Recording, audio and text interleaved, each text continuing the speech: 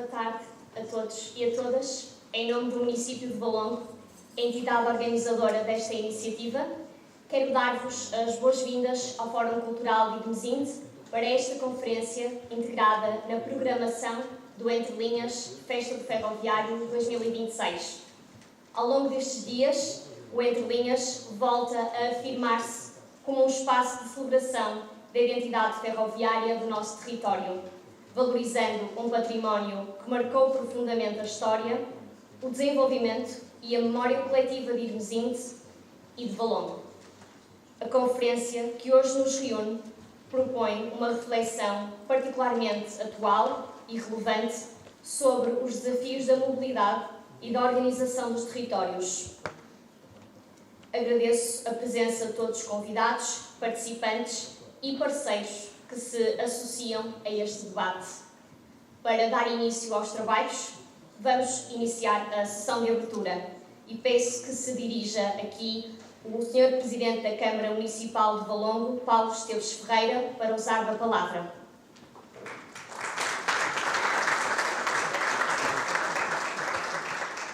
Boa tarde a todas e a todos. Sejam muito bem-vindos aqui ao nosso território, ao Concelho de Valongo, aqui à cidade de Idomesinde, e começo a cumprimentar o Sr. Presidente da Junta desta bela cidade, o Sr. Presidente da Assembleia de Freguesia, o Sr. Presidente da Assembleia Municipal, na pessoa deles todos os autarcas aqui presentes, vereadoras e vereadores, assim também como em nome do Dr. José Carlos Barbosa, que é o nosso comissário, nesta quinta edição da Ferrovia, a todos os deputados da Assembleia da República aqui presentes, muito obrigado pela vossa presença, a todos os presidentes dos vários institutos, o presidente da TMP, dos STCP, da Metro, de todas as instituições que estão aqui representadas, da CP, das Infraestruturas de Portugal, a todas as autoridades civis e militares, a todos vós que estão aqui presentes, às nossas equipas técnicas de comunicação social. É um gosto ter-vos aqui, é uma honra e é o início de mais uma discussão sobre mobilidade. O tema deste ano fala aqui novamente de mobilidade, mas associa a ferrovia ao metro. E a mobilidade, cada vez mais, no meu entender, não é só uma questão de equipamentos, de infraestruturas, porque o objetivo da mobilidade é muito claro. É e tem de ser sempre para promover a qualidade de vida dos cidadãos que utilizam os transportes públicos. E nós temos assistido e temos lido que cada vez mais, aliás, ainda recentemente, esta semana, um jornal nacional noticiava isso mesmo, que as pessoas não é pela gratuitidade do transporte, mas pela fiabilidade do transporte que equacionam deixar o transporte individual, o automóvel, pelo transporte público. E, portanto, aquilo que pode fazer a diferença na mobilidade das nossas regiões, dos nossos territórios, é o tipo de transporte que nós oferecemos. E por isso é que é mesmo importante que tenhamos aqui várias pessoas de vários institutos. Temos aqui inclusive representantes da área metropolitana de Porto, que no fundo têm que ajudar a gerir esta estratégia de mobilidade, que junta 17 municípios com realidades distintas. Não podemos comparar a realidade da Arouca com a realidade do Porto, e que tem mesmo assim nas áreas metropolitanas também realidades diferentes, movimentos pendulares diferentes. E por isso é que não é de forma inocente, muito menos ligeira, que nós estamos a associar o tema da ferrovia ou do comboio ao metro. Porque a verdade é uma. Já sei que o metro e o comboio têm características diferentes, mas têm uma particularidade em comum. São previsíveis e são fiáveis. Andam em canais dedicados. Os dois andam em cima de um carril e não anda mais ninguém naquele espaço. Só anda o metro ou só anda o comboio. E por isso é que cada vez mais, quando nós estamos a falar de crescimento das zonas litorais, quando nós estamos a falar de crescimento dos nossos territórios, quando nós estamos no Concelho de Valongo, que foi dos poucos, segundo os últimos censos, que cresceu em termos de população, e sabemos que vai continuar a crescer, não só pelas políticas públicas que nós vamos implementar, mas por força da sua localização estratégica, então nós temos que pensar, e como é que as pessoas vão usar o transporte no futuro? E o futuro não é daqui a 10, 15, 20 anos, é já. E aquilo que nós assistimos é um problema de trânsito. Toda a gente tem carro hoje em dia.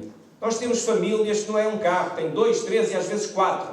E temos cidades que foram construídas nos anos 70 e 80 que não imaginavam que hoje teríamos tantos carros. E, portanto, o canal disponível público não é suficiente para tanto carro. Não é só para eles andarem, já nem é suficiente para estacionar. E, portanto, se nós queremos que as pessoas abdiquem desse carro, que lhes dá a liberdade, que lhes dá conforto, que lhes dá a autonomia de sair à hora que querem, já não sei a que horas é que vão chegar, porque esse é o problema do trânsito automóvel. Nós só podemos resolver isto com uma alternativa que seja efetivamente previsível. Só assim é que ela é eficaz. Só assim é que ela é eficaz. E por isso é que nós estamos aqui a falar de ferrovia e finalmente e felizmente as pessoas e o poder político estão a olhar para a ferrovia. Nós estamos a contar que vamos ter mais carruagens para as nossas linhas que servem aqui e passam aqui pela estação de Irmesinde e pela estação de Valongo. Nós vamos ter mais carruagens para que nos períodos de maior fluxo, nas chamadas horas de ponta, quer de manhã, quer à tarde, as pessoas não façam aquilo que estão a fazer atualmente. Se convido-vos a vir aqui para a estação de Irmesinde ou para a estação de Valongo entre as 7h30 e as 9h15 e certamente vocês não vão sentados nem confortáveis, vão em pé e em sardinha de lata até Campanhã. E por isso o que é necessário? O que é necessário é nós começarmos a olhar para a ferrovia, quer no modo do comboio, quer no modo do metro, como complementares. Não são concorrentes, nem são projetos que devem estar de costas voltadas. Pelo contrário, nós temos que olhar para o comboio e para o metro como formas de mobilidade previsível, de qualidade, onde efetivamente as pessoas podem optar por largar o seu automóvel e substituir por esse meio de transporte, mas complementares. O comboio tem a grande vantagem de unir territórios de forma rápida. No fundo, o comboio é que veio promover a coesão territorial e a coesão social. O metro deve ser mais radial. O metro deve ser para as pessoas poderem deslocar dentro das grandes áreas metropolitanas, dentro das grandes cidades. E, portanto, e por isso é que se associa aqui, e acho que não devemos fazê-lo de outra forma. Quando estamos a falar e planear mobilidade no seu espaço, ou no seu espaço temporal imediato, devemos sempre pensar como é que o metro pode complementar o comboio. Devemos continuar a insistir e investir na ferrovia, em melhorar a qualidade daquilo que é o conforto das pessoas que utilizam o comboio, mas saber que existe uma alternativa de metro complementar a quem utiliza o comboio. Porque não chegar aqui à estação de Irmesinde, quem vem da linha do Minho e da linha do Douro, e a seguir fazer um transbordo para o metro e chegar à Esprela em 7 ou 8 minutos? Em vez de agora ter que ir a São Bento, ir ao metro da Trindade e depois ir para o Polo da Esprela. Isso é que vai tirar carros. Isso é que tira carros da estrada. E, portanto, nós temos que equacionar tirar os carros, temos, obviamente, que repensar, e temos aqui as pessoas certas, quer o Nuno Sousa, quer o Luís Osório, perdoem-me falar assim sem os títulos, acho que é mais fácil. O transporte rodoviário ainda não é alternativa para grande parte dos automobilistas. E não tem a ver com a gratuitidade do andante. Eu acho que não é isso que vai resultar. Até porque em tempos já houve uma redução significativa do valor do andante. E não atirou todas as pessoas do carro para o autocarro. Não atirou porque eles andam todos na mesma faixa. O problema do trânsito acontece aos dois. Nós temos agora a Uber e portanto temos os táxis, os TBDS, e já muita gente utiliza, mas padece o mesmo problema. Não sabem a que horas vão chegar. Porque é imprevisível, porque todos partilham o mesmo canal. E quando todos partilham o mesmo canal, todos eles se vão atrasar uns aos outros. E por isso é que é esta discussão de como é que vamos repensar o contrato com o UNIR, como é que vamos pensar em reformular e melhorar aquilo que é a frequência dos STCP. Nós temos que, a par disso, pensar como é que as pessoas que ainda não abdicaram do automóvel em detrimento do autocarro, o que é que eles pretendem. E esse jornal deu a resposta.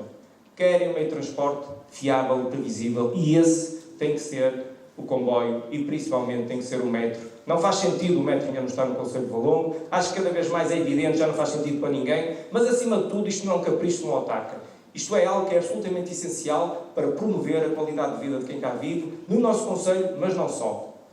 Uma solução que possa vir aqui, e há várias que nós reivindicamos, mas uma solução que possa vir aqui à estação de Irmesinde não ia resolver o problema de mobilidade para o Conselho de Valongo, ia promover a qualidade de vida para toda uma região.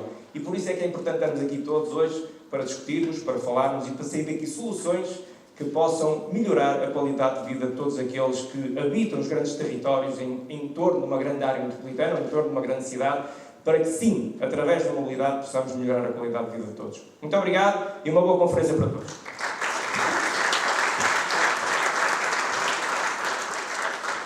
Obrigada, Sr. Presidente, e peço agora que se dirija ao palco o Comissário do Entre Linhas, Festa do Ferroviário e Deputado da Assembleia da República, José Carlos Barbosa.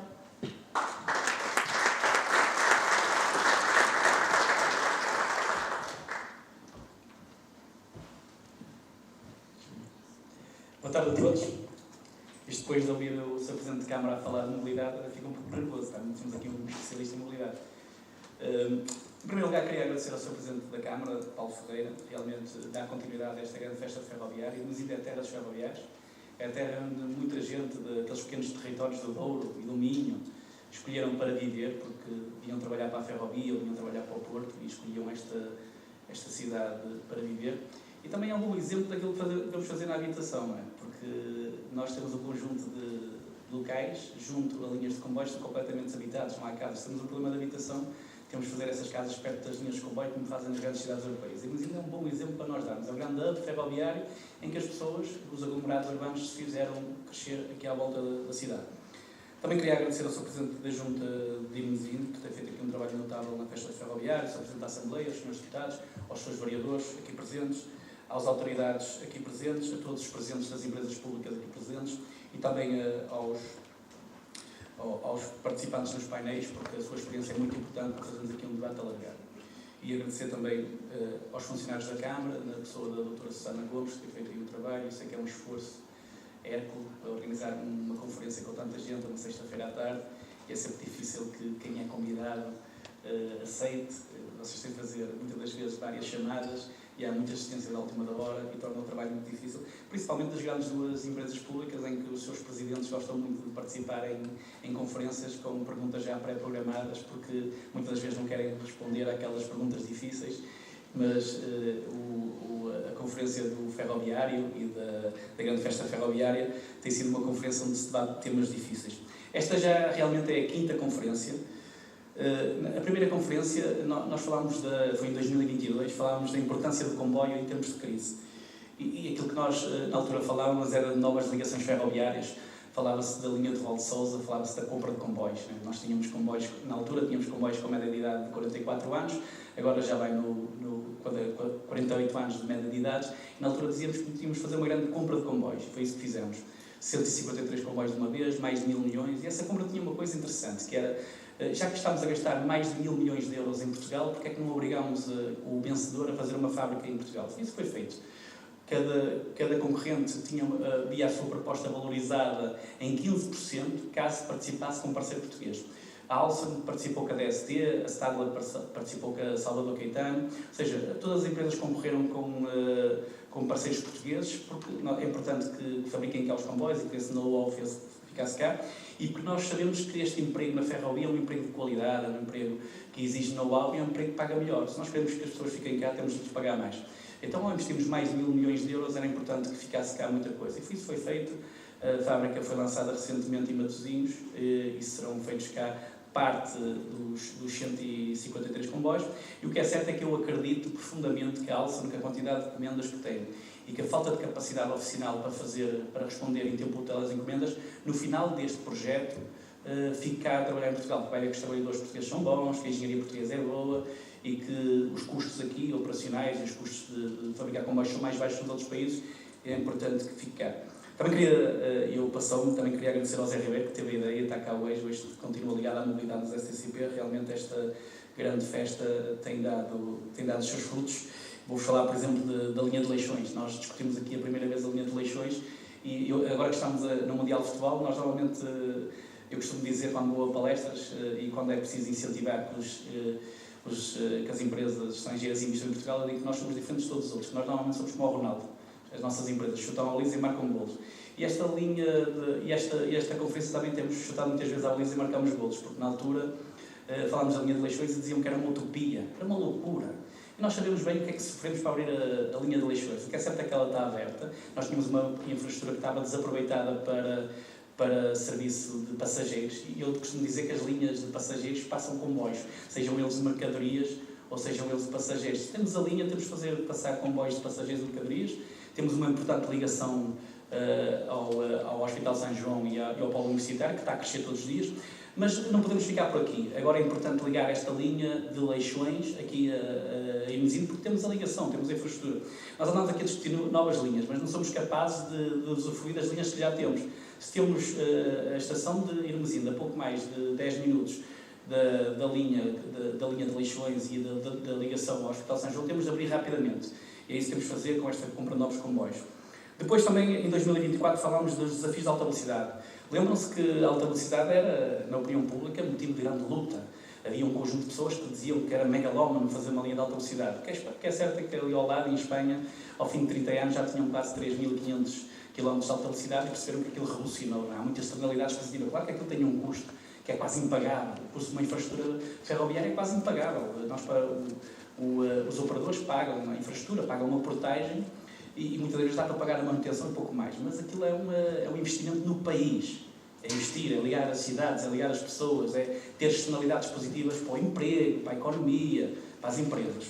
E o que é certo é que depois desta grande conferência, a opinião pública olhou de forma diferente e finalmente os dois grandes partidos, acho que é consensual, neste momento a linha de alta velocidade já arrancou. Como sempre em Portugal, ela para logo na primeira estação, porque alguém queria alterar a estação, então fica logo parada nos 2 km, mas espero que agora, resolvido o problema da estação de Gaia, se resolva também rapidamente os problemas das expropriações e que pelo menos até 2035 tenhamos a linha nova. Depois, 2025, falámos dos 150 anos da estação de Hermesinde, também é importante, este grande hub, e falávamos de uma coisa importante, que era importante quadriplicar a linha. Recentemente já foi lançado o concurso da quadriplicação, e vamos ter novos serviços, vamos ter comboios vai e vem, à partida, entre o Porto e Hermesinde, para descomprimir todos os comboios que vêm da linha de Douro, da linha de Guimarães, para que os passageiros não venham tão sobrelotados, e esta compra de comboios também faz com que seja possível aumentar a frequência. E agora falamos do território dos 15 minutos. O Conselho de Hermesinde é capaz de ser o concelho melhor servido em Portugal de comboios. Há uma linha de comboio que passa do centro eu falo Conselho de Hermesinde, Miguel está a rir, Conselho de Valongo, às vezes engano, peço-me essa desculpa. Eu tenho uma paixão por Hermesinde porque dizem que há muitos amigos ferroviários, mas o Conselho de Valongo tem uma ligação central à ferrovia. Quase todas as suas freguesias, à exceção de Sobrado, que um dia terá comboio através da linha de Val de Sousa, tem uma ligação ferroviária e tem uma estação ferroviária ou um apiadeiro. Mas o que é certo é que precisamos agora de criar novas ligações e querem criar um conjunto de radiais que fazem novos serviços, novas oportunidades para as pessoas que cá vivem, para se deslocar para os seus serviços. Por isso é importante olhar para isso. E Sr. Presidente de Câmara, eles muitas das vezes chamam-nos loucos porque nós temos a ambição. Quando nós abrimos a oficina de Guifões, um amigo meu foi dizer a outro colega que eu estava maluco porque eu dizia que a oficina de Guifões não ia abrir em meio ano. Certo é que abriu e também dizia que era maluco porque ele dizia que era impossível fazer uma linha de alta velocidade. A linha de alta velocidade está em andamento. E também era maluco porque dizia que a linha de Val de Sousa nunca ia ser feita. O que é certo é que já estão na fase de estudos. Por isso, isto faz o seu caminho. E quando falámos, por exemplo, do metro de Porto, lembram-se que havia cartazes a que havia um metro de papel. Era um metro de papel. O que é certo é que quem teve a coragem de lançar o metro do Porto percebe-se que o metro do Porto tem revolucionado a mobilidade no Grande Porto e está sempre a crescer o número de passageiros. Se cresce o número de passageiros, também temos de aumentar o número de soluções. E as soluções para Valongo são muito importantes, este conjunto de linhas radiais, por isso, um Presidente de Câmara sem ambição é um Presidente derrotado e parabéns, porque essa ambição dará frutos. Depois, queria-vos dizer, para acabar, porque não estou aqui para me ouvir, estou aqui para ouvir as pessoas que vão orar, nós precisamos ter perenidade das decisões. Nós percebemos que hoje em dia, com as redes sociais e com a velocidade da política e da velocidade da informação, vamos ter cada vez governos mais curtos. Esta ideia de governos de 10 anos vai ser difícil, mas é preciso haver quase um pacto de governação para as grandes infraestruturas. Nós não podemos ter um governo que um ano investe na alta velocidade, no ano a seguir já estão a querer mudar a estação de alta velocidade e fica tudo parado, ou um ano investe, como sempre, numa compra de comboios e no ano a seguir já querem partir tudo e subconcessionar. Por exemplo, esta luta das subconcessões, as pessoas olham para mim e dizem, isto é um perigoso ideologista de esquerda. Não, a maior parte dos países não tem concessões ou tem poucas concessões. Os países operam com o seu grande incumbente público. Porquê? Porque é difícil uma linha ter lucro, porque nós precisamos de bilhetes baratos para as pessoas, alta frequência, alta capacidade. E há certas horas dos dias que nós estamos a ter uma oferta, estamos em prejuízo, porque as pessoas não procuram, porque estão a trabalhar, mas precisamos manter essa frequência para isto aumentar. Ou seja, esta ideia, nós compramos 150 e tal comboios. Para quê? Para que os operadores do Porto de Lisboa tivessem as mesmas séries, que fosse possível fazer a manutenção num comboio do Porto e a mesma manutenção num comboio de Lisboa, porque isso exige formação. E além da formação, o eletricista pode fazer formação alto-pendular, mas não pode fazer manutenção de uma UME, do comboio dos urbanos do Porto, porque isso exige uma qualificação. Se nós pegarmos nesse eletricista e ele for fazer a manutenção, e se ele assinar a folha que fez a manutenção, se o comboio tiver um acidente, estamos a cometer um crime porque a pessoa não está qualificada para tal. E às vezes é preciso explicar isto Eu agora estou numa função política, mas era explicar isto aos políticos. E quando nós comprámos uma grande série, nós estávamos a querer dizer que nós tínhamos flexibilidade para passar os comboios de uma zona para a outra de forma fácil, que os maquinistas, um maquinista que conduz um comboio do Porto não pode conduzir o de Lisboa, demora para aí 6 meses a tirar o curso. Demora muito tempo. E depois, se andar muito tempo sem conduzir aquele comboio, fica proibido de conduzir aquele comboio. Tem que ter uma nova formação. Não é como pegar num carro ou pegar num autocarro, ter 15 dias de formação e outro dia já poder conduzir o autocarro. É diferente. E às vezes é preciso explicar isto às pessoas. Por exemplo, eu dou sempre este exemplo. Nós, na CP Porto, nós temos a CP Porto, opera com 34 comboios e todos os dias anda com 32 e 34. E naqueles dias de maior pressão anda com 34 ou 34. Quando nos visitam da Europa ou outras empresas europeias, eu pergunto como é que vocês têm disponibilidade de 90 e tal por cento? Porque isso muda tudo. Imaginem uma pessoa, uma empresa com 800 comboios, passar de uma disponibilidade de 70% para 90%. Aumenta quase 200 comboios à sua operação. Ou seja, nós temos uma manutenção boa, faz com que nós tomemos partido ao máximo do nosso ativo. A CP Porto, além de ter esses 34, muitas das vezes, nas grandes festas, precisa de comboios. E o que é que faz? Aloca comboios dos regionais na CP Porto, ou seja, consegue aumentar a capacidade. Se isto for partido em concessões, vocês não estão a ver a concessão A alugar um comboio ao dia à concessão B. Isso é impossível. Ou seja, nós podemos flexibilidade, podemos capacidade. Quem sofre é o passageiro. Isto não é uma loucura ideológica, até porque se nós olharmos, por exemplo, para o caso inglês, Boris Johnson, um tipo mesmo da direita até mais extrema, liberal, completamente liberal, foi ele que começou a nacionalização outra vez dos comboios ingleses, que tinham sido liberalizados ao mercado, que tinham sido feitas concessões, mas eles chegaram ao fim de 30 anos, perceberam que aquilo não funcionava, havia muitas supressões, havia muitos comboios avariados, os preços dispararam, nós queremos passageiros, temos de baixar o preço. Portanto, esta discussão tem que ser feita e só não foi lançada aqui para este congresso na altura, porque nós tínhamos marcado isso antes de andarmos com esta aceleração das concessões sem estudarmos, mas se calhar para o próximo ano, porque eu acredito que isto ainda demora, é um tema que temos de ter. Teremos de ter aqui pessoas que defendem as concessões e que acham que aquilo é para resolver todos os problemas do país, e há outras pessoas que contrariam isso com argumentos válidos. Isso também é importante, porque há argumentos que eu dou que se calhar as pessoas podem contrariar. E depois outra coisa, eu ontem estava a ver aquela questão da água. Nós somos autárquicos, eu também sou presidente de uma pequena junta, não tomo grandes decisões sobre IMIs, sobre águas, as juntas não têm essa capacidade, mas muitas das vezes os autárquicos baixam os preços para o mínimo, uma taxa mínima de IMI, baixam para o mínimo. Se eles pudessem baixar para zero, eles baixavam para zero, só que isso ia criar problemas na receita. E quando nós vemos os problemas da água é igual, quer dizer, nós baixamos o custo da água e depois não temos capacidade para fazer investimento. E acontece isso, baixa a água para o mínimo, depois andamos aqui a resolver pequenas avarias e pequenos momentos. O mesmo acontece com os comboios. Nós tínhamos passos a 150 euros. O passo do metro, mais o passo da CP, em 2019 custava 150 euros. Havia pessoas que pagavam quase 200, porque era o comboio, era o passo da CP, era o passo da metro, era o passo da autocarro. Baixámos para 40 euros. E dentro da cidade de Porto baixámos para 30 euros. E depois também dissemos que se a família fosse grande, fosse um aglomerado, aquilo tinha um teto, não sei se era 60 ou 80, depois há de estar aqui alguém que me irá corrigir, porque está aqui pessoas responsáveis pela TMP, ou seja, o passo há um limite.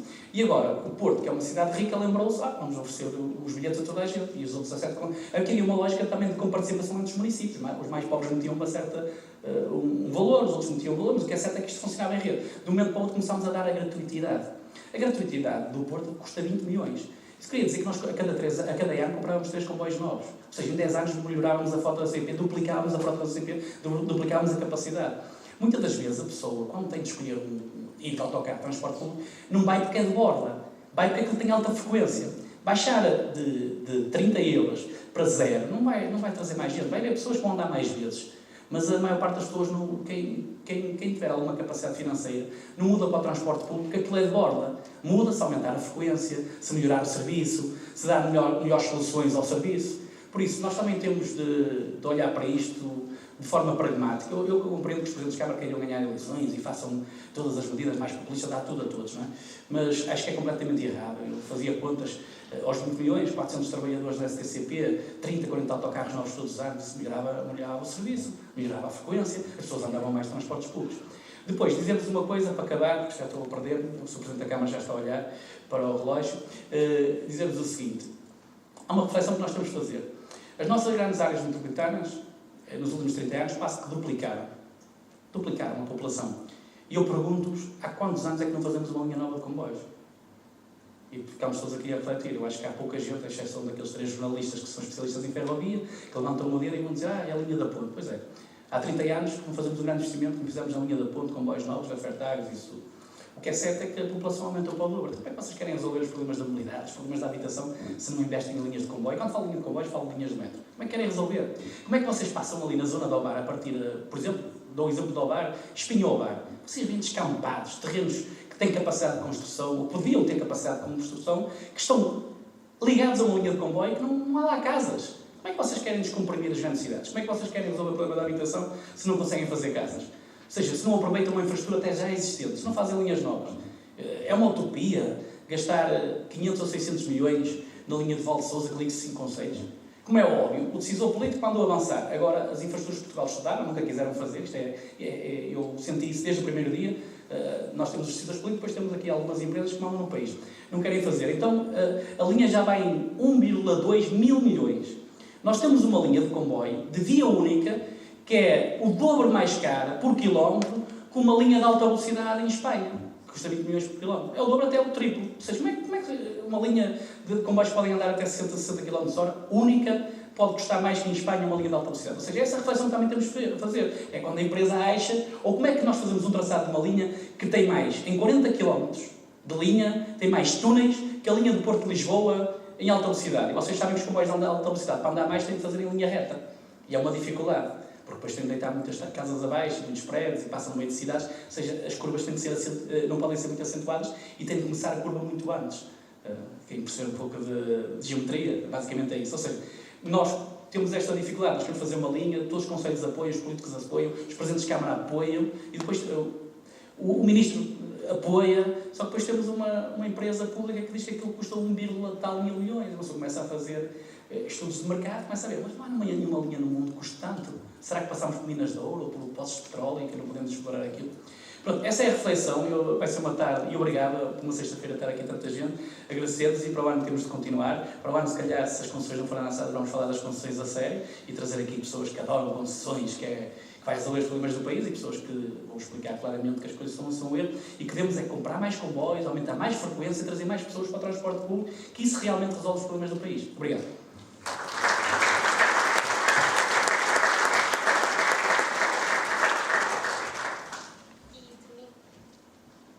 E terminada a sessão de abertura, agradeço as intervenções do Sr. Presidente da Câmara Municipal de Valongo, Paulo Esteves Ferreira, e do Comissário do Entre Linhas, José Carlos Barbosa.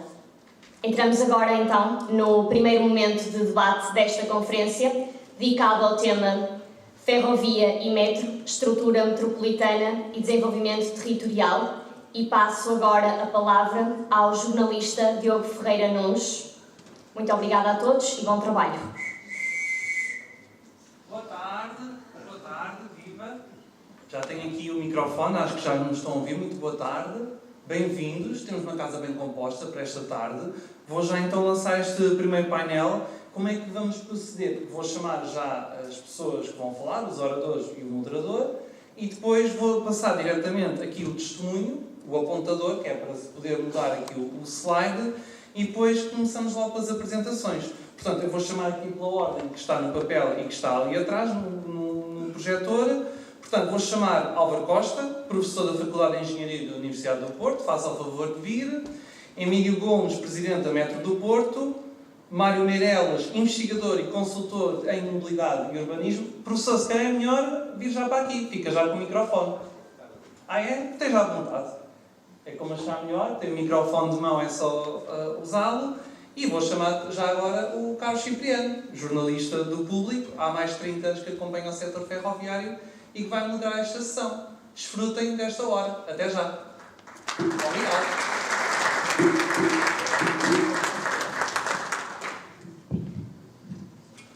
O QR Code. É agora depois, o QR Code. Já aparece, ok. Bom, boa tarde a todos. Estamos a falar o QR Code porque isto é um debate e, portanto, depois dos nossos convidados terem falado, o público terá também direito à palavra e poderão fazer algumas perguntas às pessoas aqui presentes. Vai ser projetado um QR Code para que depois, com o telemóvel, possam escrever uma pergunta ou duas para as pessoas aqui responderem na parte final do debate. Mais uma vez, boa tarde a todos. As pessoas já foram apresentadas. Sem mais delongas, vou passar a palavra ao Álvaro Costa. Vai ter 5, 6 minutos para uma apresentação. Não se esquece se querem o público se a apresentação ou não, ou se fica... Pode ser para daqui? Sim. Ok. se eu conseguir passar os slides. Não está a dar.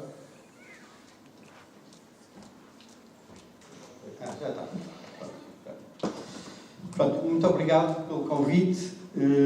Eu vou já passar a apresentação. Deram-me 15 minutos para falar, reduziu para 5. E eu estou mais ou menos preparado para esta redução. Portanto, eu vou fazer primeiro uma pequena introdução sobre o que é que as redes dão e depois vou falar sobre os casos concretos aqui da rede ferroviária e da rede ferroviária pesada e ferroviária ligeira. Portanto, primeiro temos de ter uma consciência é que os transportes como trabalham uma procura derivada estão diretamente ligados ao crescimento económico ou ao funcionamento da economia. Portanto, ninguém usa os transportes por usar, ou muito pouca gente, não é? Ninguém vai passear de autocarro ao sábado de manhã ou ao domingo. Pronto, as pessoas não fazem isso, portanto, quer dizer que não consomem o produto, só o consomem quando precisam de ter uma atividade económica. Portanto, os transportes estão diretamente ligados ao desenvolvimento da economia. Isto foi verdade durante quase todo o período da história, agora mais recentemente as comunicações são muito importantes. Portanto, há uma relação direta entre os transportes e a ciência de comunicações e o progresso económico, portanto, a produção económica. Os transportes são organizados por nós e arcos. Portanto, o que é que nós temos? Nós temos espaços e depois temos de os conectar e é nesses nós que se cria a riqueza. Portanto, se calhar o caso mais claro para perceberem isso é se uma pessoa vier do Brasil para Portugal ou vem, por exemplo, se vier de São Paulo ao Porto, cria valor em São Paulo e no Porto, se vier escala em Lisboa, cria nos 3 pontos, se vier escala em Madrid, cria nos 3 pontos. Mas no arco cria poluição. As autoestradas são um bocadinho assim, também é à volta dos nós que se cria o valor e na ferrovia isso é mais claro. Portanto, o que nós temos de ter a noção é que o valor está no nó e o arco é um custo. E o valor da rede depende do fluxo no arco. Pronto, e depois da forma como está estruturado o nó. Portanto, as redes de transporte são uma mistura de vários tipos de redes e vários modos de transporte para conectar o espaço de determinada forma. Alguns espaços necessitam estruturam o território a uma mais pequena escala e alguns modos de transporte a uma escala maior. Pronto, isto já os romanos sabiam isso. Isto é um mapa romano em que os romanos estruturavam as redes de 30 km, portanto, se andava 30 km ou 20 milhas romanas e depois descansava à noite e depois havia mais. Portanto, para eles o território é isto. Reparem, isto é Itália, não é? Vocês vêm ali à volta de Itália e a Sicília. Portanto, para eles a forma do território não interessa, o que interessa é a logística. Portanto, para eles isto é a concepção logística de um espaço e tudo o resto é conceptual, não é? Portanto, que é o que a gente hoje faz nos mapas, por exemplo, no método de Londres, é a mesma coisa. Portanto, o método de Londres, que dizem que é um mapa revolucionário, não é? Em termos conceptuais, os romanos já faziam isto. Portanto, não tem nada, é dizer assim, o território não interessa, o que interessa é os pontos de entrada no sistema. Portanto, que era como os romanos também estruturavam a sua conexão de território com Roma. Isto é muito engraçado, porque aqui no Tâmega e Sousa, se nós virmos, o território foi estruturado assim. E é com espaços. As cidades são 10 em 10 km, 20 em 20, 15 em 15, mas nas confluências começaram a existir os mercados, tinha a ver com a produção à volta, juntaram-se os mercados, as pessoas começaram-se a centralizar e foram-se criando as diversas cidades. Portanto, os transportes são territoriais. Quem não precisa de território não pode programar transportes. Porque estas lógicas são orgânicas. E são orgânicas e têm muito, muito tempo. Portanto, o território deixa de ser orgânico quando se começa a programar o caminho de ferro e depois as estradas, mas até ali são orgânicos. Como cresceu durante muito tempo, foram estes pontos orgânicos que se materializaram, não é? E, portanto, hoje, embora as estradas de caminho de ferro consigam destruir esta lógica, como já estava montada antes, quando não havia meios mecânicos, esta lógica mantém-se. Pronto, então, Quando a gente programa transportes, a gente percebe a lógica territorial para depois, então, capacitar para não ir contra a forma como os territórios funcionam. Pronto, então agora entramos no caso da rede ferroviária, portanto, eu queria falar sobre a ferrovia, mas depois mais sobre o metro. Portanto, a ferrovia aqui é radial para o Porto, portanto, nós temos as linhas, embora tenhamos ainda muitas cidades nas linhas que não estão conectadas com o Porto, não é? Eu pus ali Barcelos, não está nos suburbanos do Porto, mas a estação está bem localizada, existe linha, está eletrificada, existe tudo. Portanto, isto no fundo, isto não cria valor. Portanto, o Estado investiu em tudo, na infraestrutura, a infraestrutura não cria valor, não é? A infraestrutura conecta aos polos, mas é o fluxo que cria valor. Portanto, como se não criou comboios, não se criou fluxo, portanto, aquilo é despesa. Despesa não vale nada. Portanto, isto não é currículo, isto é cadastro. Portanto, aquela ligação, a eletrificação de Nîmes a Barcelos não faz nada. Portanto, e as redes, então, têm de ser pensadas desta forma.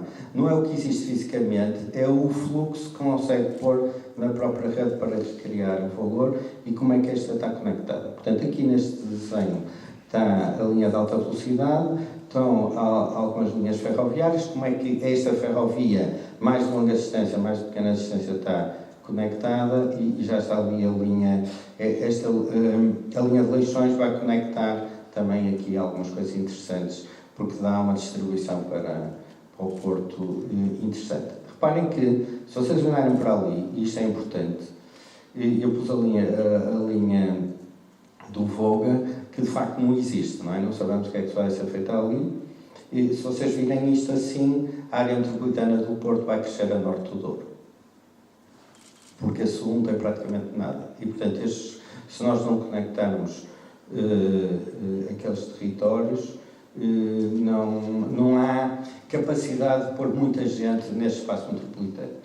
A norte, nós temos a linha de Douro, ramal de Guimarães, ramal de Braga, temos a linha de Minho, portanto, nós conseguimos a norte alimentar e fazer crescer polos que depois conectados vão dar a potenciação disto. A sul tem-se vir de carro, portanto, porque as linhas não conseguem alimentar esta área metropolitana. Portanto, a forma como isto está a ser montado, eu acho que nós estamos a desconectar o Voga para a zona centro. Se não olharmos para isto de outra forma. Vamos ao metro Porto. Portanto, o metro Porto também tem uma estrutura que teve muito a ver, apanhou uma estrutura ferroviária e isso foi determinante na estrutura do metro e até na forma como o metro é desenhado e quando, portanto, a primeira parte do metro, 2002-2005, é um êxito muito grande, portanto, toda a parte, porque aquilo faz uma cruz no centro do Porto que apanha quase todos os grandes geradores de tráfego, portanto, a linha amarela é uma linha que estrutura bem o território e depois o que se aproveitou da linha ferroviária com o prolongamento também estruturou bem, portanto, esta mobilidade. Depois fez as outras linhas que se foi alimentando. Portanto, nós agora o que temos em cima da mesa, ou os mais recentes investimentos do metro Porto, foram os que deram tensão, portanto, que é o Metrobus. Portanto, o Metrobus o que é que fez? Num território estruturado de 300 em 300 metros, num território de autocarro, foi fazer um espaçamento das paragens de 800 em 800.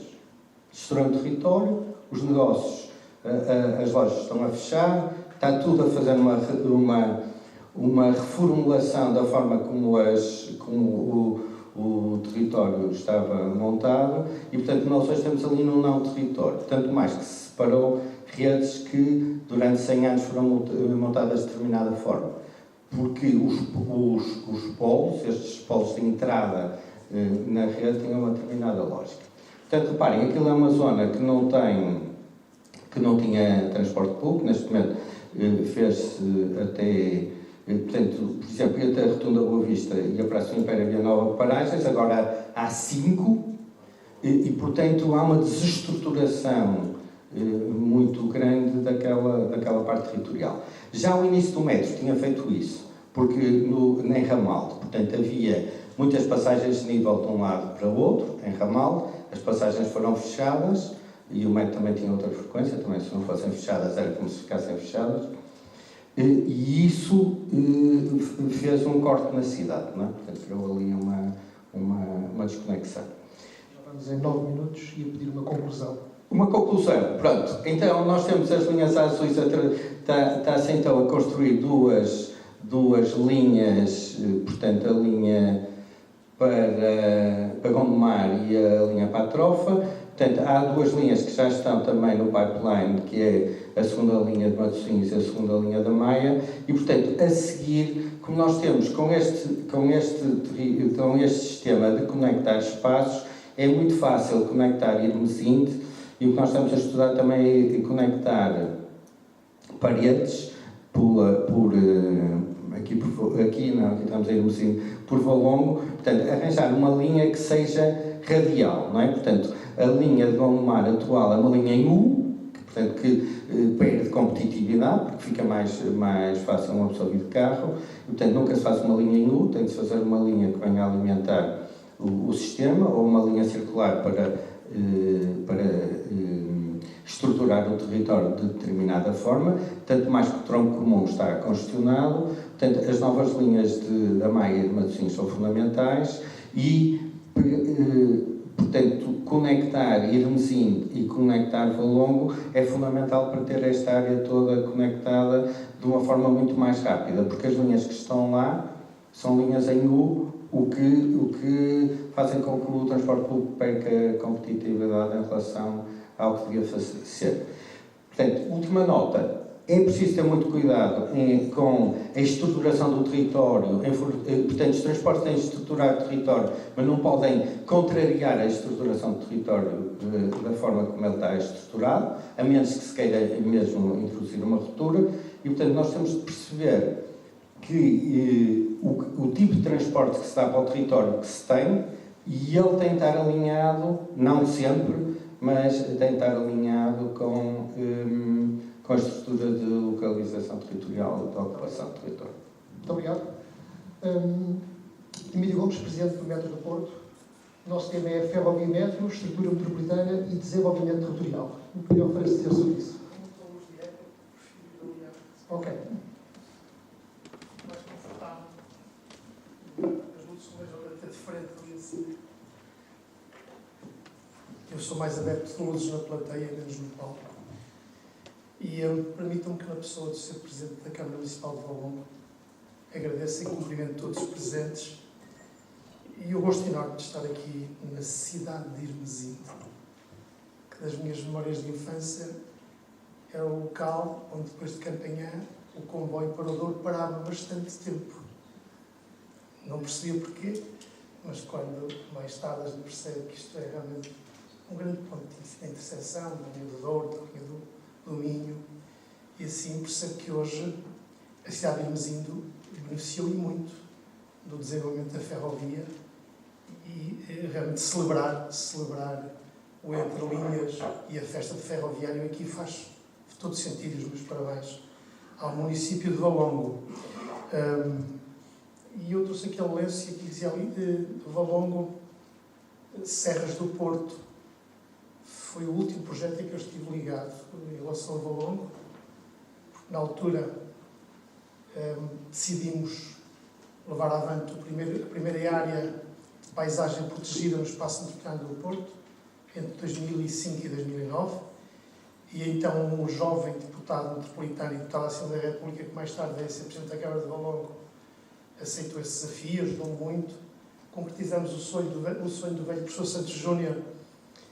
Não lhe pudemos chamar a reserva ornitológica de mim dele, que era assim que eu a conhecia, e por razões mais locais chamamos-lhe a paisagem protegida do litoral de Vila do Conde. Paredezinha não fazia parte, era muito área do Porto, e Santa Justa, Pias Castiçal, era muito óbvio que nós podíamos e devíamos fazer ali algo de muito concreto, e, portanto, o projeto das Serras de Valongo, das Serras do Porto, nasce aí, com grande empenho também da professora Teresa Edras, e eu fiquei muito contente quando vi esse projeto concretizado. E agora há alguma motivação para... Eu não sei como é que a minha apresentação aparece, ela vai andar para a frente, aqui assim... anda assim. Muito bem. E agora aqui na Metro do Porto, o projeto onde tinha estado entre 2005 e 2009 na área metropolitana, com a decisão de então passarmos a maioria do capital dos municípios da área metropolitana para o Estado Central, porque não havia capacidade de continuar um investimento que se iniciou pelos autarcas e pela visão, eu não me esquecer de alguém, Fernando Gomes, Mário de Almeida, Vieira de Carvalho, Major Valentim Loureiro, sobretudo este núcleo, Narciso Miranda, este núcleo iniciou, na intervenção inicial, o Sr. Deputado que aqui esteve, relembrou-nos o metro de papel à frente da Câmara do Porto, éramos um pouco até alvo de alguma chacota centralista sobre isso, mas eles tiveram essa visão.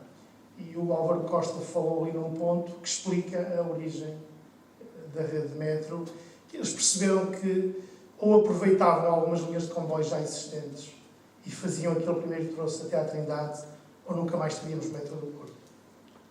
E essa ousadia, nós devemos disso. E é óbvio que numa rede estruturada provavelmente não teria sido assim.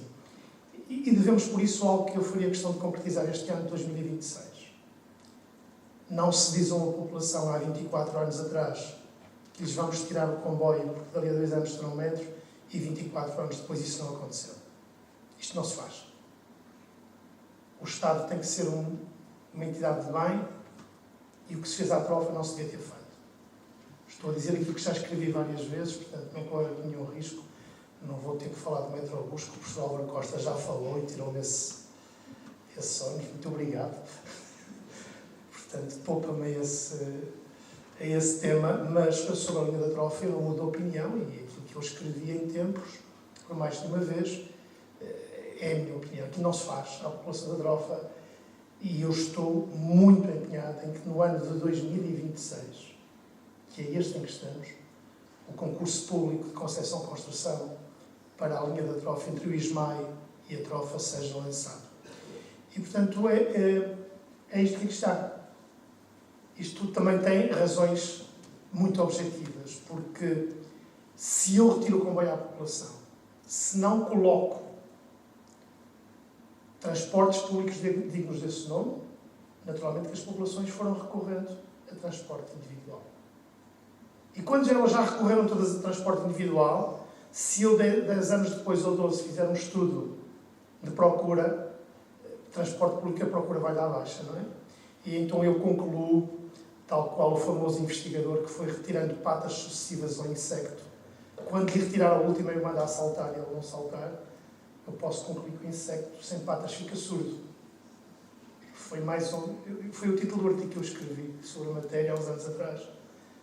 Era o título e, portanto, foi o que aconteceu neste caso. Isso não é razoável, isso não foi bonito e nós devemos isso à população da trofa, que em grande parte ainda é maia deste território. Portanto, esta é a aposta que está mais na calha e que estamos muito empenhados em concretizar, porque o tema que me pediram para eu tratar é desenvolvimento de território e eu gosto de cada ponto do território português, primeiro, pois gosto de cada ponto do território da região norte. Eu não vou exagerar se eu disser que conheço 99,9% das freguesias da região norte e gosto de as conhecer. Minha família é toda do Porto. Tenho uma avó da Vila da Feira, que agora se diz Santa Maria da Feira, e um avô de Felgueiras. Não conheci o senhor, conheci bem a minha avó. E, portanto, eu gosto muito do território norte, gosto muito do território da área metropolitana do Porto e gosto muito da minha cidade do Porto também. Quem não conhece sabe que isso é verdade, mas hoje o ponto mais importante da minha vida é a cidade de Irmezinho, porque é aqui que eu estou e é sobre isso que eu falarei. E, portanto, nós temos isso. E a outra linha que está muito avançada é a linha do Estado de Dragão a Souto, Gondomar, que também é algo que ficou manco, e o professor Álvaro Costa está aqui. A linha que se destinava a Gondomar não é aquela que foi feita até Fezes. Okay? Ela parou ali na Venda Nova Fezes com o compromisso de uma linha nova de Campanhá direta a Valbom Gondomar, e todos se perguntavam como é que ela passava por cima ou por baixo do Rio Tinto e do Rio Torto. Não é? Estamos a ver a estação de Campanhã, ela saía de Campanhã e ou afundava muito para passar por baixo do Rio Tinto, não sei como, ou seria um viaduto gigantesco para passar sobre o Rio Tinto, o Rio Torto e a Cevália.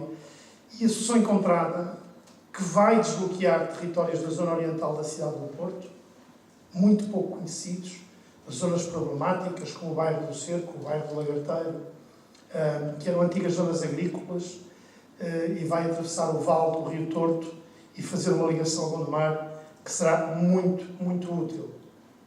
Depois temos outra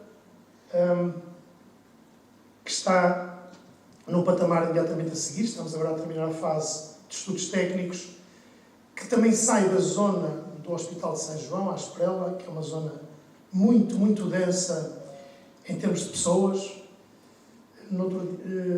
Há 2, 3 anos, eu diria que em pico, o quilómetro quadrado da Esprela tinha entre 70 a 80 mil pessoas presentes num dia em que as faculdades estão todas a funcionar, os hospitais, em que todas as entidades que estão na Esprela, naquele quilómetro quadrado, aquilo chega a ter entre 70 a 80 mil pessoas num dia intenso e, portanto, transporte público de qualidade naquela zona é vital.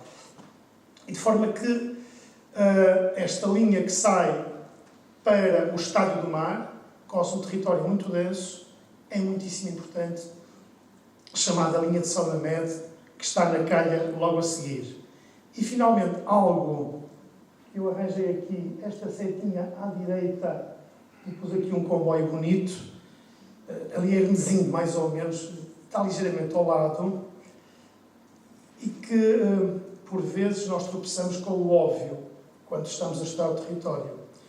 E o óbvio aqui foi a cidade de Hermesinde, em relação à linha da Maia 2 e ao ponto de interseção em Águas Santas.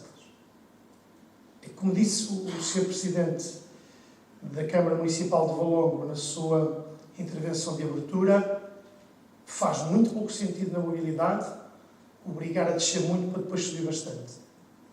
E ir de Hermesinde a Samento, mudar da rede médica para ter que subir para o Hospital de São João, uma zona muito densa, quando afinal, de acordo com a linha que nós estamos a projetar para ligar o Hospital de São João à zona do aeroporto, aqui na zona de Águas Santas, nós temos um espaço muito próximo de Hermesinde, metade do qual é Maia e metade é Valongo, mas isso é detalhe, estamos num espaço metropolitano.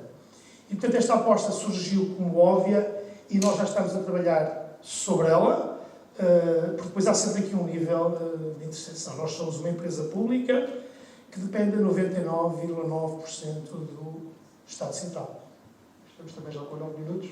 E eu vou terminar no minuto, e aí eu sou um dos culpados, porque fui um dos responsáveis pela negociação da passagem da Liga do Capital, mas não havia muita alternativa, não é? Eu hoje gostaria que a empresa voltasse a ser metropolitana, gostaria, desde que nos fosse garantido o investimento para aquilo que são os nossos projetos.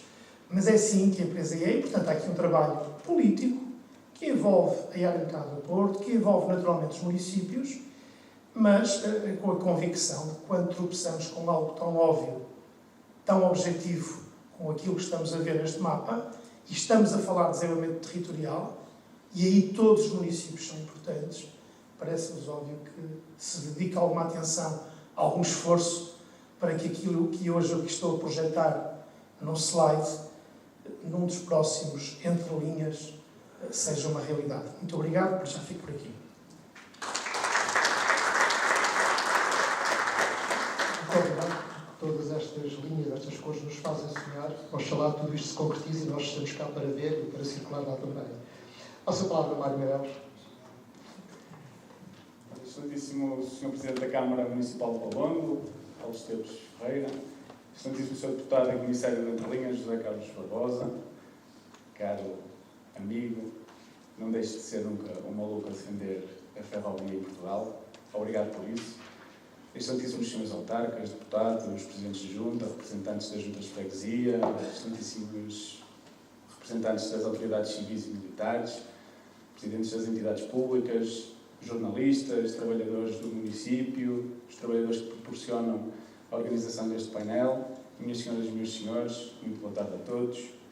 O meu nome é Mário Meireles eu venho-vos falar do papel de Braga na estrutura metropolitana e no desenvolvimento territorial, e para isso tenho que vos falar um bocadinho daquilo que é a população atual do distrito de Braga, que são cerca de 854 mil habitantes. O concelho de Braga já superou os 200 mil habitantes e a sua cidade, composta por 15 freguesias, com 141 mil habitantes.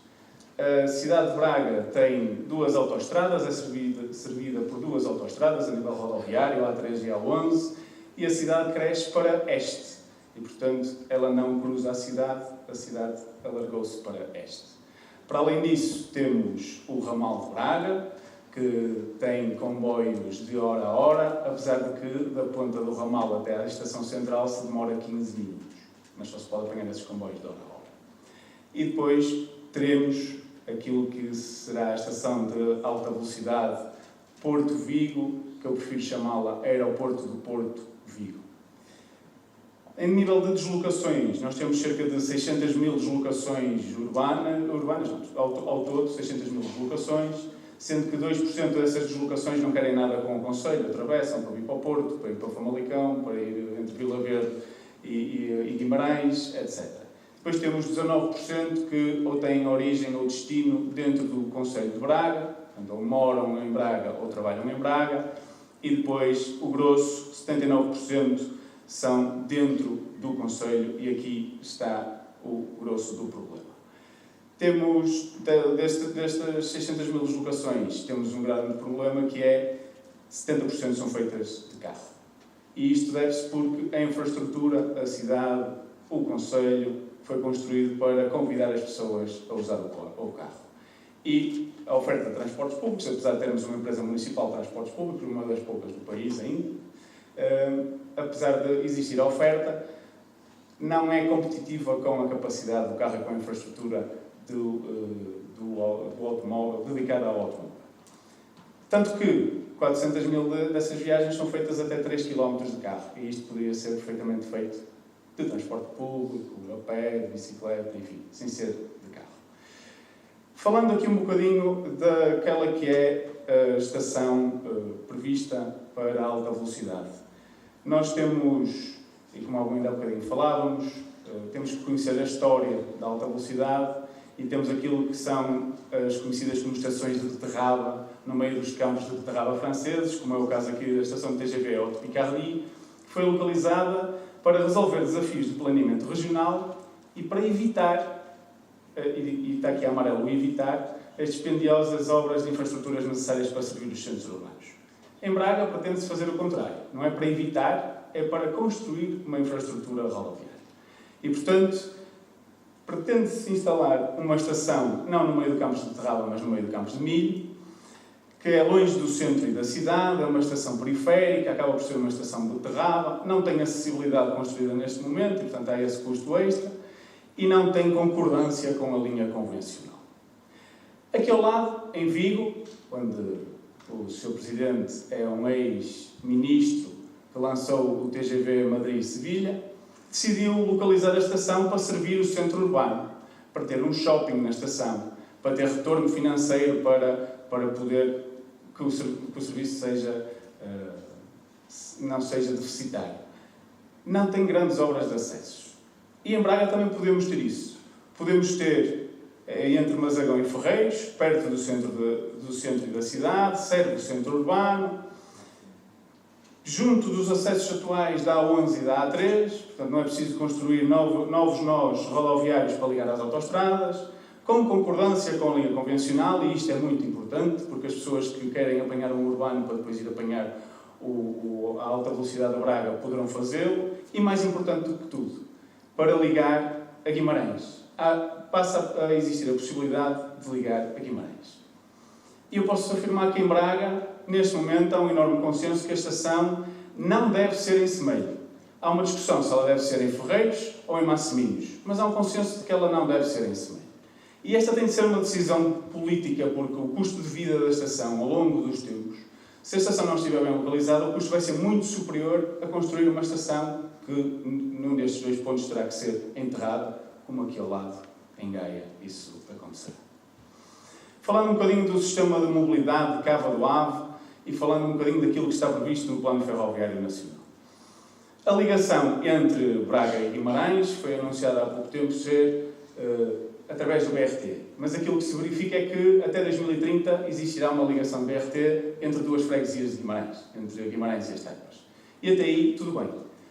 Entre duas cidades, para não pôr em causa aquilo que o Plano Ferroviário diz, que deverá sempre prever a possibilidade de evoluir para um sistema ferroviário, então deveremos, desde já, apostar numa ligação entre Braga e Guimarães a nível ferroviário.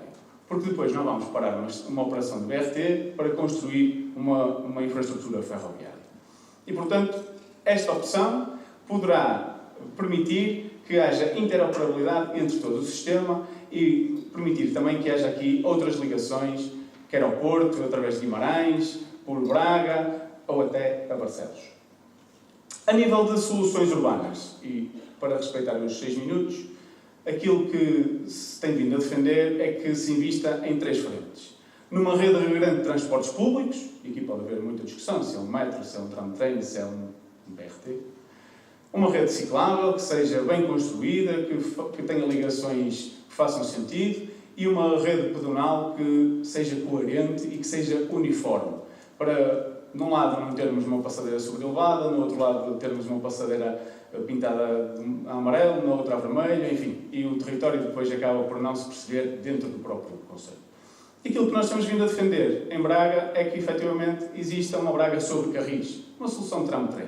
Mas porquê uma solução tram-trem? Para podermos ter, desde Arentim até Ferreiros,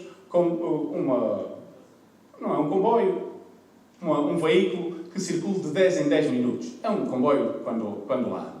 E quando sai, passa a ser 1 metro de superfície e que possa ir até este, numa primeira fase, ligando até à Póvoa de Lanhoso. E depois mais 3 linhas que permitam ligar norte-sul o concelho de Braga, indo até Vila Verde, Amares e até Guimarães.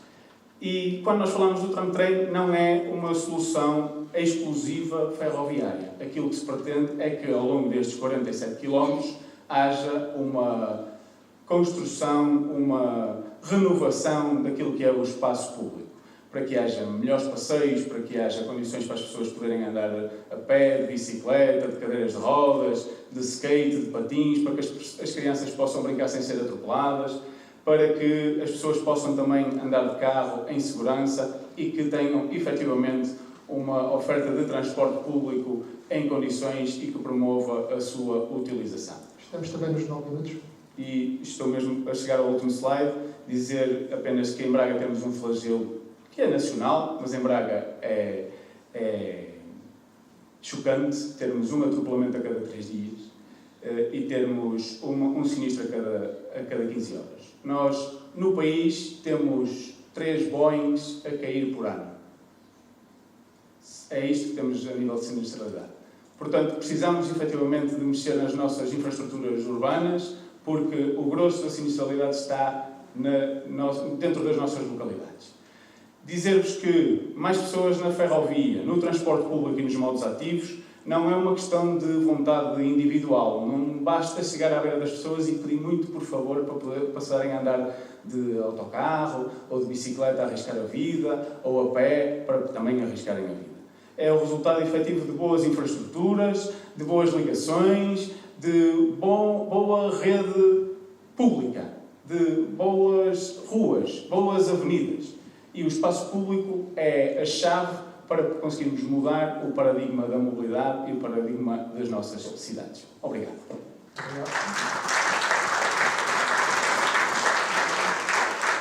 Eu estava convencido que já estava mais ou menos decidida a localização da alta velocidade em Braga, que seria longe da estação atual. Congratulo pelo facto de reabrir essa discussão e que ainda haja a possibilidade de ser na própria estação de Braga. Espero que sim. Muito bem, eu tinha aqui um conjunto de perguntas para fazer aqui aos nossos convidados, mas como jornalista não sou insensível, pelo contrário, à atualidade, e há aqui uma questão que eu não posso deixar passar, que é a notícia do dia. E a notícia do dia é esta: a Câmara do Porto anunciou a gratuidade para os residentes, vai pagar 21 milhões de euros por ano aos operadores para transportar à borla os residentes do Porto, e eu queria saber a opinião dos senhores em relação a isto. E começava aqui pela Álvaro Costa. Isso é uma pergunta que é mais uma rasteira, mas pronto. Então eu vou dizer o que penso. Portanto, basicamente, toda a gente sabe que já falei muitas vezes sobre isto, e eu acho que o grande problema que existe hoje no transporte público é ser barato demais. Portanto, nós estamos com uma situação que estamos a ter rupturas em muitos sítios pelo facto de se ter baixado demasiado o preço e, portanto, andar muita gente que não tem realmente um valor económico em andar de transporte público. Portanto, anda mais a ocupar o sistema sem criar mesmo valor para a economia. E há uma relação, como eu mostrei no início, entre a mobilidade e a economia. Se nós baixarmos muito o acesso, nós estamos a ter muita gente que não cria valor. E nesse aspecto, o que tem acontecido recentemente é isso. Portanto, a qualidade cada vez é pior, portanto, cada vez... Aliás, no Metro de Porto, os primeiros veículos, os metros são concebidos com os bancos de uma determinada forma, e agora aquilo está a fila ao meio. Os primeiros bancos alguns equipamentos mais antigos mudaram a posição dos bancos para caber mais gente, mas é para estar-nos pior. Aliás, é muito engraçado porque o equipamento ainda por cima está a passar a ponte Luís I, em que a vista é incrível e, portanto, nós devíamos desenvolver o usufruto e a experiência de transporte público e estamos virados para dentro. Portanto, o contrário. Portanto, o que eu sinto no transporte público é isso. Quer dizer, está-se a degradar fortemente, a diferença em relação à qualidade de andar de carro cada vez é maior. Porquê? Quem está programado para o transporte público quer ter passageiros, não quer ter qualidade. E diz assim, eu privilegio a capacidade e não a experiência. Bem, isto vai matar o sistema. E aí eu acho que vai matar o sistema. Portanto, para isso, nós temos de ter um preço que faça uma forma das pessoas selecionar, irem quando criam valor para sentem que criam valor. Portanto, o que se está a passar, por exemplo, na Fairtax é um escândalo. Quer dizer, criou-se com uma diminuição do preço, degradou-se um serviço e há pessoas que andavam antigamente que deixam de andar. Eu estou nessa situação porque desde que se começou a baixar o preço, eu já fiquei várias vezes em vários sítios. Eu não tenho carro. Portanto, eu já fiquei várias vezes em vários sítios e tive de apanhar um táxi, apanhei uma conta, portanto, brutal. E eu hoje estou numa situação semelhante, também aluguei o carro 2 meses, porque toda aquela organização do BRT da Boa Vista é mesmo horrível para quem lá está. Porquê? Porque criou aquilo agora não tem permeabilidade. Por exemplo, eu canto transporte público, agora, pronto, poderia andar bem, mas agora eu tenho que ter a opção de táxi, os táxis não vão para lá, porque os táxis não conseguem atravessar. Portanto, as paragens de táxis na Avenida da Boa Vista estão vazias. Portanto, quando eu preciso daquela situação de flexibilidade, não a tenho. Nem TB10, nem táxis. Porque eles não sabem que se às vezes são chamados para o lado de lá da avenida e têm de andar 2 km para ir apanhar o cliente. Só para dizer, eu vivo num prédio que eu sou a única pessoa que trabalha, eu tenho 8 apartamentos, está tudo reformado e, portanto, vão às compras de carro e eu precisava, sei lá, e as pessoas, eu não, mas eles conseguiam 800 metros para ir ao supermercado, hoje com aquilo têm de andar 3 km, 1 km e 400 num sentido e 1 km e 600 no outro. Que é inacreditável, quer dizer, tirou-se um bocadinho esta orgânica do espaço, que destruiu a orgânica do espaço porque destruiu os atravessamentos. E o que eu sinto com o transporte público é a mesma coisa. Qualquer dia vai-se tirar o cliente, porque o cliente vai ter que comprar um carro. Porquê? Porque está-se a dar cabo do sistema. Portanto, e nós hoje sabemos que nós escolhemos as coisas pela experiência. Se degrada a experiência, deixa de haver consumo. Pronto, e é o que está a passar generalizadamente no transporte público. Muito obrigado. Emílio Gomes, eu só gostava de dizer mais uma coisa. Eu acho que, de qualquer das formas, a Câmara do Porto está a pagar aquilo com uma taxa turística. Eu acho que o valor da taxa turística é devolvido ao residente e, portanto, eu acho que, do ponto de vista político, isto é ilícito. Isto não pode levar, mas aliás, eu tenho inconveniente de viver porque tenho muitos turistas na zona onde eu vivo. Portanto, eu tenho que ter algum retorno na minha qualidade de vida do inconveniente que eu tenho com os turistas, que eles gerem receita. Portanto, eu acho isso, o que eu penso por isso, que acho lícito. Agora, não acho lícito é que depois não se invista no sistema para ter uma qualidade muito superior. Portanto, se o dinheiro vai para isto, está-se só a degradar. Mas eu acho que isto tem de ser investido, quer dizer, não sou como aquelas pessoas que dizem assim, agora os municípios à volta estão pressionados para o fazer. Eu acho que não estão. Quer dizer, é assim, aqui não têm turistas a oferecer a vida, eu tenho. Portanto, eu acho que tem que ter uma compensação disso. Emílio Gomes, de repente, perde, digamos assim, uns bons milhares de clientes que são transformados num cliente único, que é a Câmara do Porto, que lhe passa um cheque de uns milhões. É mais fácil gerir a empresa assim? Não passa o cheque, passa a TMP. Sim. Nós passamos numa situação em que tínhamos uma entidade reguladora na qual estávamos representados para outra situação onde entregamos 100% da nossa receita e não temos nenhuma representação. Não estou a dizer que é bom ou mau, estou a dizer é um facto apenas. Relativamente à decisão em si, recuando um ano, o então candidato à Câmara do Porto comprometeu-se publicamente com esta tomada de decisão. Também é um facto. E eu perguntaria quase ao jornalista o que é que diria hoje se o atual Presidente não tivesse cumprido a medida com que se comprometeu. Portanto, ele estaria sempre... Porque a esta hora teríamos aí todos a imprensa completa a interrogar o Presidente da Câmara Municipal de Porto a dizer que o senhor não honrou o seu compromisso. E, aliás, ele antecipou a decisão. De um ponto de vista ético, eu acho que fica muito bem a um político honrar um compromisso eleitoral. Estou a falar apenas do ponto de vista ético da política. Depois, a questão era sobre a decisão em si. A decisão em si é uma decisão municipal. E o que devemos questionar é se uma decisão destas devia ou não estar ao nível municipal. Mas aí é organizarmos outro debate e discutirmos a regionalização e os poderes intermédios.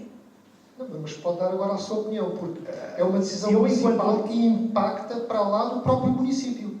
Isto tem, de facto, efeitos em toda a área metropolitana. Em termos diretos para os municípios, tem efeito nos habitantes do Porto com uma norma. Uma parte muito importante da população, e provavelmente aquela que jamais utiliza a rede de metro do Porto, já não é ela que paga a conta, é o Estado Central.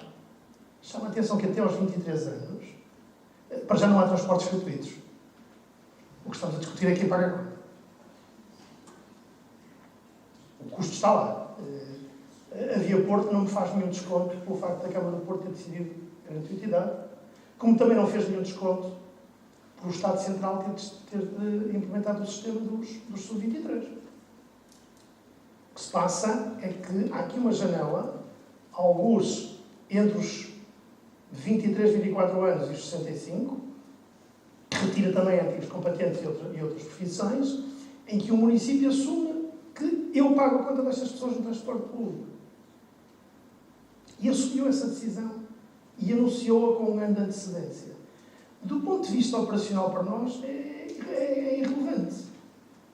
Irrelevante do ponto de vista da meta do Porto, é irrelevante porque quem nos envia o dinheiro mensalmente em função da partilha é Transportes Metropolitano, que é detida a 100% pela área metropolitana.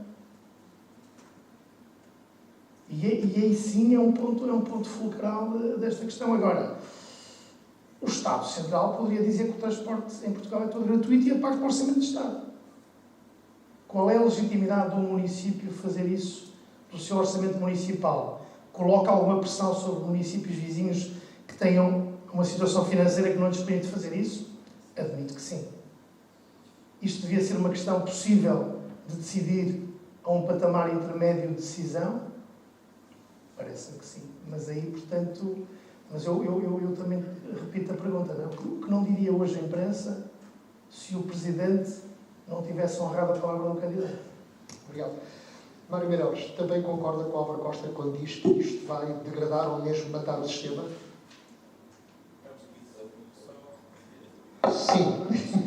No Metrobus ele não precisa dizer nada, o professor Álvaro Costa foi dizer tudo. Só lhe agradeço. Micro para o Mário Meireles. está resolvido o problema técnico. Só respondendo à questão da estação primeiro, até lavar os cestos em vindima, portanto, até se assinar o contrato ainda podemos fazer alterações. Sobre os transportes públicos gratuitos, dizer duas coisas. Primeiro, porque é que se toma essa decisão? Qual é o objetivo dessa decisão? Porque é que se faz essa promessa? Qual é o objetivo? O objetivo é tirar carros das cidades, é fazer transferência modal dos carros para o transporte público. Não há nenhuma evidência de que isso tenha resultado. Portanto, é uma má proposta política, porque se for esse o objetivo, terá sido uma má promessa política. Entendo que agora o Sr. Presidente não tinha outra alternativa que não fazê-la cumprir, mas é uma má promessa política se for esse o objetivo. Não há evidências que houve transferência modal do carro em força para o transporte público quando ele se tornou gratuito. Depois, e portanto aqui já respondo, vai efetivamente degradar o serviço, vai levar pessoas que andam a pé e de bicicleta a procurar mais o transporte público e, portanto, vai criar mais pressão sobre o transporte público, mas não aquela pressão que nós queríamos, que era retirar os carros. Quando eu disse que esta decisão de um município impacta sobre os outros municípios, no sentido em que, ao degradar-se o serviço público ali de transportes, as pessoas que vêm de fora apanham por tabela também. É injusto. Sobre a segunda coisa que eu queria dizer, já aqui foi dita a frase que é: não há transportes públicos gratuitos.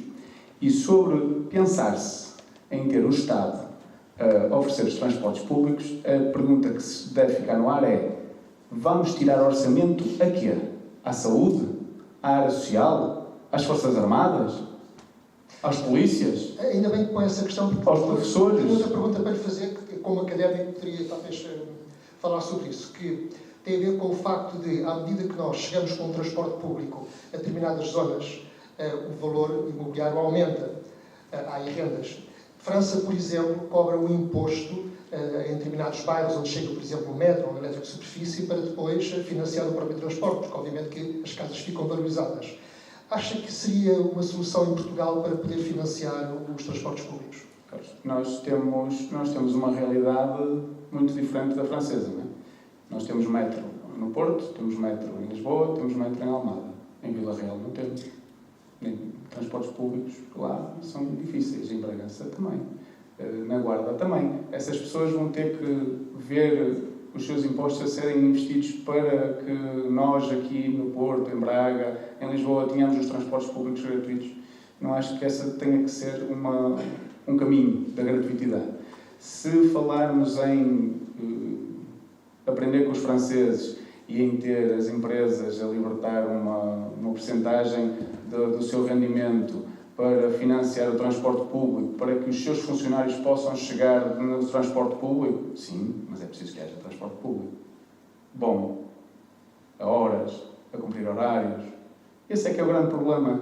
É que eu em Braga, se quiser ir trabalhar e trabalhar por turnos, não tenho transporte público à noite para regressar a casa. Eu em Braga, se morar ao longo da linha férrea e quiser vir trabalhar para o centro e tiver uma emergência e o meu filho estiver em casa ao longo dessa ferrovia, tenho que esperar 1 hora pelo comboio. Portanto, isto não é solução para as pessoas, para os problemas reais, para a realidade. Portanto, sim, podemos ir por aí, mas é preciso oferta. É preciso dar, primeiro, a oferta. Convidar as pessoas. Eu costumo usar muito um exemplo, e acho que toda a gente se vai lembrar, da reciclagem. Quando o Gervásio apareceu na televisão, que era o chimpanzé, a ensinar a separar, já havia ecopontos na rua. Portanto, primeiro estava lá a oferta e depois começou-se a trabalhar em cima da procura. Portanto, se podemos ir por aí, não acho que o caminho seja a gratuitidade, porque vamos onerar outros investimentos, vamos empobrecer outros investimentos que são necessários para o país e para as regiões. Aqui vamos ver se é só a taxa turística ou se depois a seguir não é preciso ir buscar mais algum dinheiro a algum sítio e quem é que vai ficar descompensado por isso.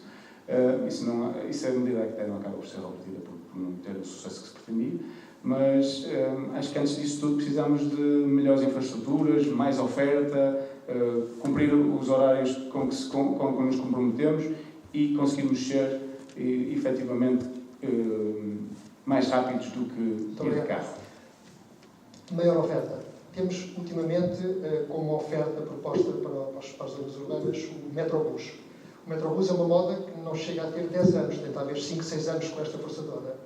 Queria perguntar-lhe se, em vez de se glorificar o autocarro em transporte próprio, se não havia alternativas antes do Metrobus de haver mais corredores de bus nas cidades, haver semaforização prioritária para os autocarros. O que é que parece, Vídeo Gomes? Bem, desde logo o termo Metrobus é um termo da tendência dominante da língua portuguesa que é inexorável e que vai ser uma inevitabilidade. O que eu vou dizer a seguir pode chocar muita gente, mas o português do Brasil vai inevitavelmente ser o driver de evolução da língua portuguesa. É inevitável pelo número de pessoas. Pedia que não ficassem chocados, porque isso é uma questão que as pessoas que estudam linguística sabem isso e, portanto, o termo Metrobus tem origem, creio que, em Curitiba. O metrô eles têm aquela forma muito simpática que têm de termos para a língua portuguesa o Metrobus. Portanto, um autocarro de transporte rápido em canal dedicado. Há locais onde ele é óbvio. Na antiga linha da Lausanne, no metro de Mondego. Em boa parte da antiga linha da Trofa. Portanto, em canais dedicados, que já existem. Alguns dos quais foram abandonados. E com um investimento relativamente ou muito mais baixo que um metro convencional ou um sistema de metro ligeiro. Termos soluções de canal dedicado para transporte por autocarro, dito Metrobus, são boas soluções. No interior das cidades há fortíssimas reservas e nós estamos agora ainda a viver e a experienciar a zona da Boa Vista, que ainda não está concluída. E, portanto, é o que é, e eu não pronuncio sobre tudo aquilo que foi dito sobre o arranque do sistema de Metrobus na cidade do Porto. Estamos agora ainda a viver a experiência. Portanto, há aqui como que uma dualidade neste sistema. Depois há a questão do custo. Uma linha de metro ligeiro à superfície tem um preço, uma linha de metro ligeiro em túnel custa 100 a 120 milhões de euros por quilómetro. E é o custo.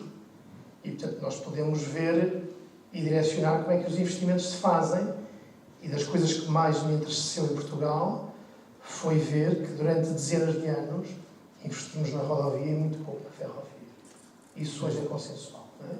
Que leva a que eu tenha muita dificuldade em ir do Porto a Lisboa de comboio, ir e voltar no mesmo dia é complicado, devíamos ter maior frequência, maior possibilidade e, portanto, é agora que estamos a fazer este investimento. Não temos uma linha de férrea decente até à Régua, eu já não digo linha de Douro toda. Se continuamos a demorar 2 horas de Porto à Régua para fazer 100 km e, portanto, há aspectos da estrutura da ferrovia. A pessoa que fez a segunda intervenção, o deputado, disse bem que nesta matéria deveria haver um consenso, independentemente dos ciclos conjunturais de governação, devia haver um consenso para se investir de forma contínua e recuperar isso. E, portanto, o Metrobus é uma história muito recente e não vale a pena nem diabolizar, nem endeusar. Ele faz todo o sentido em aspectos específicos de recuperação de antigos canais, faz todo o sentido. Uma nota final para dizer o seguinte: eu penso isto há muitos anos e digo sem nenhum problema. A rede de metro ligeiro do Porto é uma excelente rede em qualquer ponto do mundo. Eu vou repetir. Tem um padrão de qualidade ao nível daquilo que eu conheço em muitos locais da Europa. Não fica em nada atrás. E a minha experiência que eu vi dos anos que eu vivi em França, com a ferrovia toda ali sindicalizada, é que 30% do meu tempo era destinado a gerir as greves dos comboios em França. Eu não estou a exagerar. Eu vivi lá alguns anos e vejam aquilo mas as pessoas habituam-se. Eu sabia como comportar num dia de greve dos comboios em França, com o sistema instituído, apanhava o primeiro que passasse, logo via que parava, aquilo funciona, não é? E, portanto, também por vezes temos que ter esse cuidado e essa percepção Eu gostava muito de voltar a andar no Sul Express de Porto para Paris, adorava. Ok, muito obrigado. Está bem, portanto, gosto de dizer isto para repetir que metrobus em canais dedicados, sim, metrobus em canais dedicados no meio de cidades, não é não, nem por isso. Tem que se pensar muito bem antes de não. Pense, senhor. Álvaro, concorda com o Mário quando diz que metrobus, sim, desde que fique já preparado para no futuro possa ser de facto um metro de superfície, sobre que risco?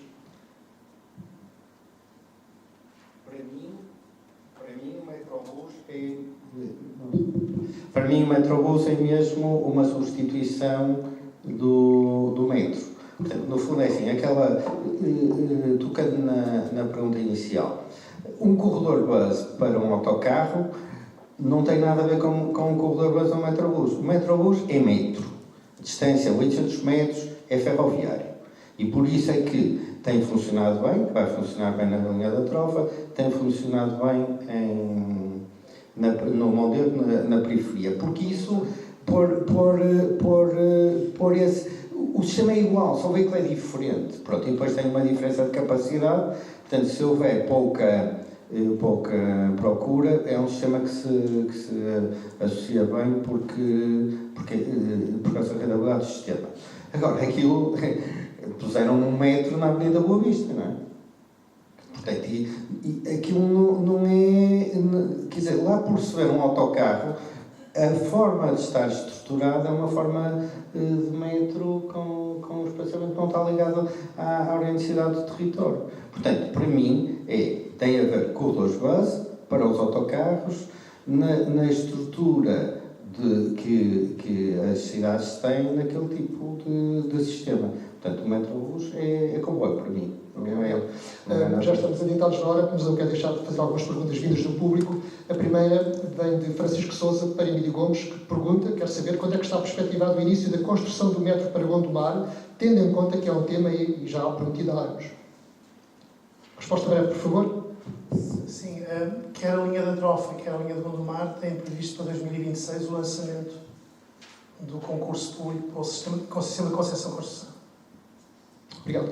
Para Álvaro Costa, do ponto de vista da investigação, que exemplos internacionais de integração entre ferrovia e ordenamento do território poderiam inspirar a área metropolitana do Porto?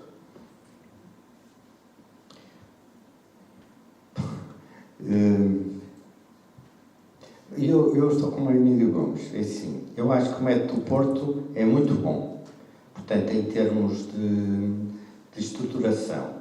Para mim, o melhor sistema de transportes é o de Madrid. Portanto, é um sistema ferroviário muito bem montado, com um custo de construção baixíssimo e com um sistema extremamente simples. Portanto, no fundo, aliás, se nós formos a Paris, Londres e Madrid, vemos, por exemplo, a concepção dos interfaces completamente diferentes. Enquanto em Londres, a gente vai ao metro de Londres e não vê nada nos túneis, porque a perspectiva é dizer assim, o passageiro tem de entrar e sair rápido. Portanto, não há uma loja, não há uma máquina, não há... Paris, não. O tempo tem de ser agradável, portanto, depois tudo no interface. E Madrid tem um sistema muito mais interessante, que é dizer assim, tem as escadas rolantes e a pessoa vai direta, mas depois, se quiser sair das escadas rolantes, tem os serviços por baixo. Portanto, uma pessoa tem muito mais escolha e portanto, a pessoa consegue se adaptar a forma como quer viajar ao sistema. Portanto, torna o sistema muito mais agradável.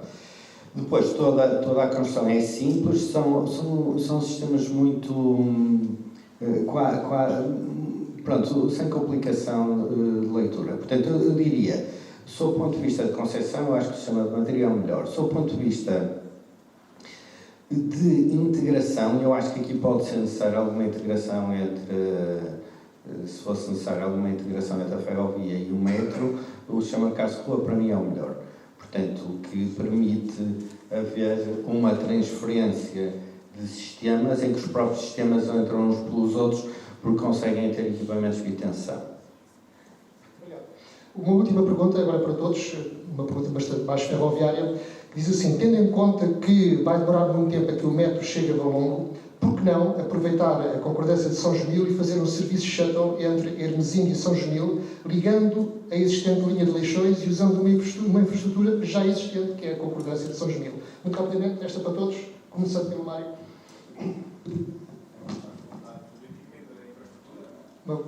Uma questão de vontade política e de infraestrutura, já respondeu. Sérgio, por favor.